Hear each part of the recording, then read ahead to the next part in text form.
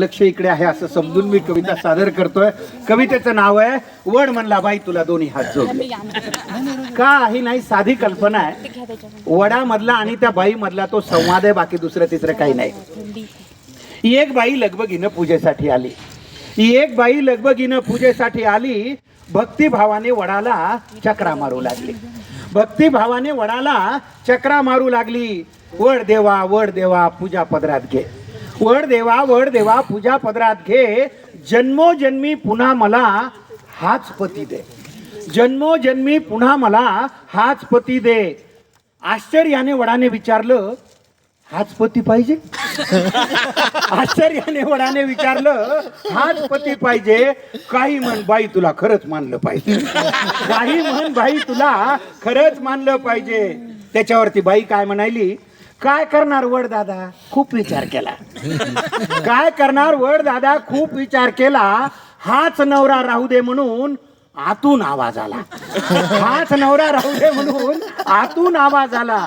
त्याच्यावर तो वड म्हणायला, एवढे दुर्गुण असून सुद्धा याचीच निवड केली. एवढे दुर्गुण असून सुद्धा याचीच निवड केली. म्हणून माय मला तुझी फारच दया आली.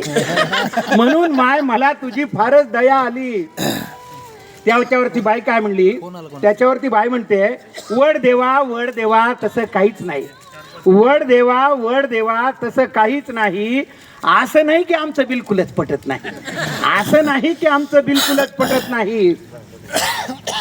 दुसरा नवरा मागायचा मीही विचार केला. त्या बिचारीनं प्रामाणिकपणे सांगितलं. दुसरा नवरा मागायचा मीही विचार केला, पण कल्पनेनंच माझा जीव कासावीस झाला.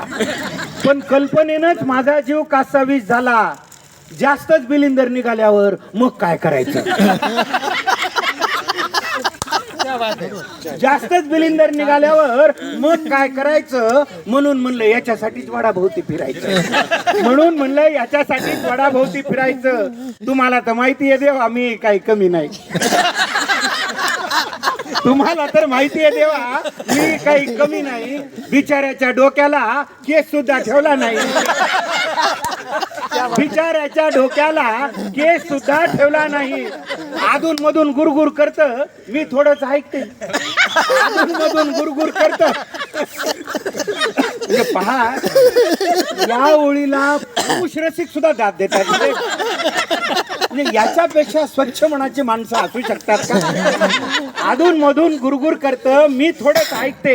एका कानाने ऐकून दुसऱ्यानं सोडून देते. एका कानानं ऐकून दुसऱ्यानं सोडून देते. माझी आई मला म्हणली, नवरा बदलायचा नाही. पहा, म्हणजे तो आतून आलेला आवाज कुठून आलेला होता. आजकाल हा आवाज फार झाला. माझी आई मला म्हणली, नवरा बदलायचा नाही. एवढा बावळट माणूस तुला कुठेच मिळायचा नाही. माझी आई मला म्हणली, एवढा बदलायचा नाही, नवरा बदलायचा नाही. एवढा बावळट माणूस तुला कुठंच मिळायचा नाही. तुम्हीच सांगा वड देवा, आईचं मन मोडू का? तुम्हीच सांगा वड देवा, आईचं मन मोडू का? नशिबाने मिळालेलं चांगलं माणूस सोडू का? नशिबाने मिळालेलं चांगलं माणूस सोडू का? वयोवृद्ध झाडाने पण गडगडाटी हास्य केले. वयोवृद्ध झाडाने पण गडगडाटी हास्य केले. वड म्हणला बाई तुला दोन्ही हात जोडले. वड म्हणला बाई तुला दोन्ही हात जोडले. शेवटच्या 4 ओळीकडे आपण विशेष लक्ष द्यावं आणि त्याला आशीर्वाद द्यावे. त्या 4 ओळीला कविता लिहिली कशासाठी? शेवटी वड काय म्हणतोय, न विसरता दरवर्षी पूजेसाठी येत जा. न विसरता दरवर्षी पूजेसाठी येत जा.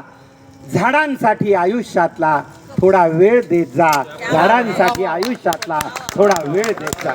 धन्यवाद.